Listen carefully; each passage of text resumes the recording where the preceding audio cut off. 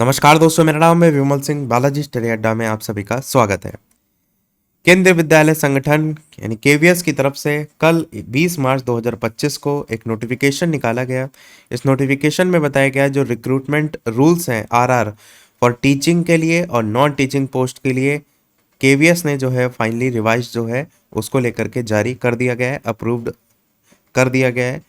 वही यहाँ पर लिखा गया है in supersession to existing recruitment rules the recruitment rules for teaching and non teaching post as approved by chairman KVS and honourable minister of education are circulated herewith for general information. जैसे ये KVS के लिए जारी हुआ है, ऐसे ही same NVS के लिए भी जो है वो जारी हुआ है। तो लगभग सेम है, बाकी हमने केवल मेन पॉइंट बता दिया।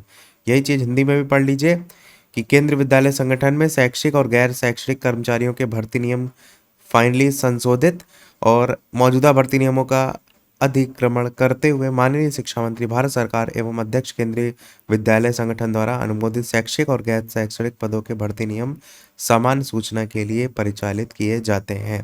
अब यहाँ पर सबसे पहले वाले पेज पे जो भी पोस्ट है उनके नाम, उस पोस्ट से रिलेटेड जो भी उसकी क्वालिफिकेशन है उसका पेज नंबर दिया गया है। जैसे यहाँ पर assistant commissioner, principal, vice principal, इस प्रकार से पीजीटी के विषय, TGT, librarian, special educator, head teacher, PRT music, primary teacher.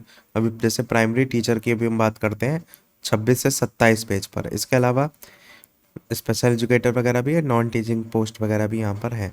तो हम इसी प्रकार और भी बहुत सारी पोस्ट यहाँ पर नॉन टीचिंग की भी अगले अगले पेज पर जो है आपको देखने को मिलेंगे।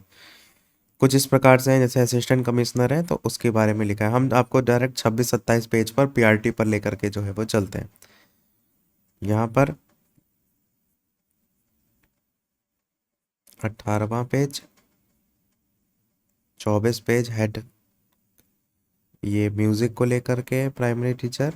यहाँ पर 26 नंबर पे recruitment rules for the post of primary teacher. अब यहाँ पर पोस्ट का नाम क्या है? प्राइमरी टीचर है। यहाँ पर देखेंगे नंबर ऑफ पोस्ट में आपको एक आंकड़ा देखने को मिलेगा और वो आंकड़ा है 16,182 का। 2025 24-25 करके भी यहाँ पर लिखा गया है। अब ये टोटल क्या है? ये 16,182 जो पोस्ट है इसको आप वैकेंसी समझने की गलती बिल्कुल मत कीजिएगा। ये टोटल जो है आपकी सेंसस जो पोस्ट है वो हैं।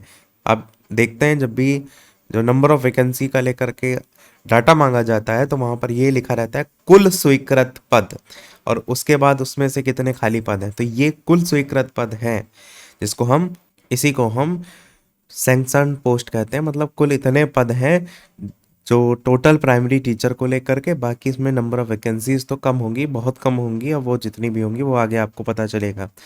बाकी ये भी लिखा है which is subject to variation depending on workload after finalisation. मतलब सारी चीज़ें अभी तो क्लियर की जाएंगी। क्लासिफिकेशन को लेकर के लिखा है क्या रहेगा, लेवल पे जो रहेगा वो एंट्री स्केल आपका लेवल 6 का रहेगा, और सीनियर स्केल लेवल 7 का, और सिलेक्शन स्केल जो है आपका लेवल 8 का।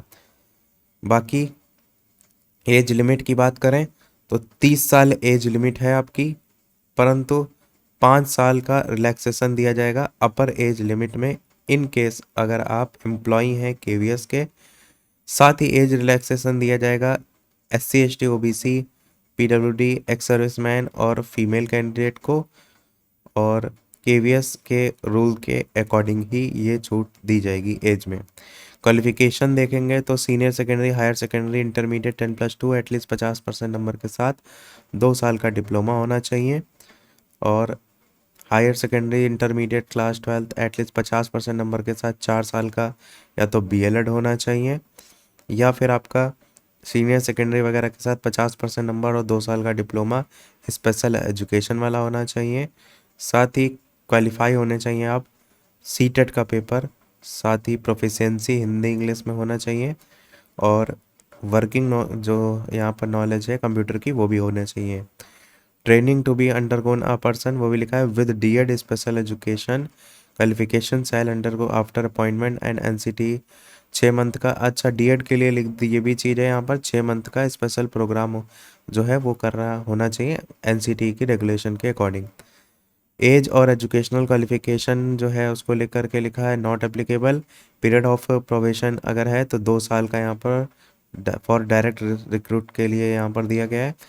मेथड दिया गया है कि 100% डायरेक्ट रिक्रूटमेंट के थ्रू ही ये वैकेंसी जो है वो भरी जाएगी। और इसमें और नीचे वाले पॉइंट में देखेंगे, in case of recruitment by promotion by, तो ऐसा कुछ यहाँ पर भी नॉट एप्लीकेबल है।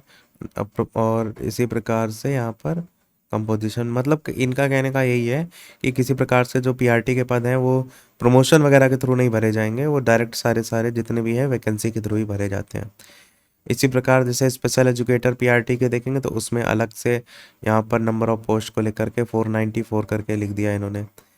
इसी प्रकार आगे भी अगर आप देखेंगे तो इसमें इसी प्रकार से, और इसी प्रकार बाकी भी यहाँ पर जो अलग अलग हैं पोस्ट, उसके अकॉर्डिंग नॉन टीचिंग पोस्ट वगैरह की भी जानकारी यहाँ पर जो है वो दी गई है। अच्छा, एक चीज़ यहाँ पर ये भी देखेंगे तो कोई खास ऐसा बदलाव यहाँ पर तो अलग से तो नहीं लिखा गया है।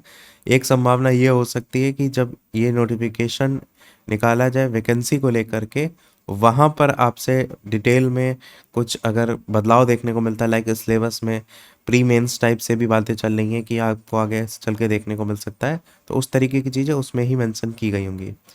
अब जैसे यहाँ पर टीजीटी को लेकर के लिखा है, special educator TGT 493 post, librarian को लेकर के 1321 करके पोस्ट है 2024-25। इसी प्रकार ट्रेन ग्रेजुएट टीचर को लेकर के 1315 है, सब में 2024-25 करके लिखा गया है। Train graduate teacher work experience करके आपका अलग से है। आर्ट एजुकेशन के लिए 1298 पोस्ट अलग है, विषयवार भी अलग अलग यहाँ पर जो है वो लिखा गया है। और लगभग जो भी विषय है उसी से रिलेटेड आपका ग्रेजुएशन और ये सारी चीज़ें होनी चाहिए। टीजीटी पीजीटी तो आपको पता ही है, उसी प्रकार से कॉमन जो है वो चलता है। एज लिमिट की बात अच्छा है, यहाँ पर देखेंगे तो जैसे ये टीजीटी को लेकर मैथ साइंस सोशल साइंस करके लिखा है तो यहाँ पर 35 साल का है, और बाकी जो एज रिलैक्सेशन है वो तो अलग से दिया जाएगा।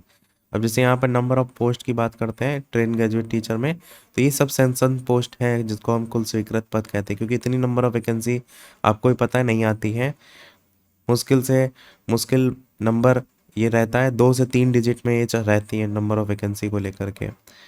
और एक चीज़ यहाँ पर सभी में कॉमन देख रहे हैं, वो है कंप्यूटर एप्लीकेशन को लेकर। अगर नहीं है आपका तो थोड़ा बहुत चीज़ों को सीख लीजिए।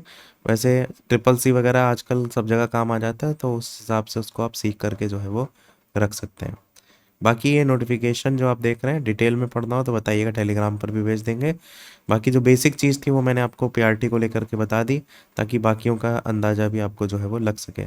अब मेन जो इंतज़ार है वो परमानेंट वैकेंसी को लेकर के है कि वो कब तक देखने को मिलती है, क्योंकि उसको लेकर के इंतज़ार तो मार्च में किया जा रहा है। मार्च तो धीरे धीरे बीत रहा है, पर अभी तक वैकेंसी जो है वो आपको अभी तक देखने को नहीं मिली है।